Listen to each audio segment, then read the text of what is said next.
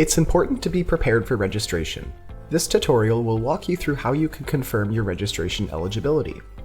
Under the Prepare for Registration link, you will be able to view your registration time and check your student status. Let's find your initial registration time. Under Registration Status, you will find the date and time that you can begin your registration. It is displayed in a blue box.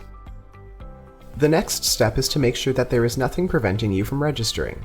Make sure that there are no holds on your account, that you've met your faculty requirements, and that your student status is eligible for registration. Green check marks mean that you're all set to register. If you see anything in red, it indicates an issue that may prevent you from registration. You'll either need to resolve the hold on your account, or you'll need to connect with an academic advisor for assistance. This page also lets you see your academic standing. This is the faculty or unit that you are a part of in this academic term. There is also a summary of completed credit hours.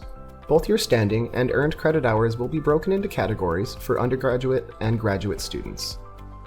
This page also displays your curriculum information, like your degree, program, major, and more.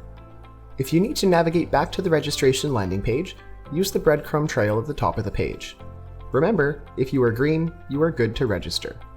Visit our next video on how to register in classes.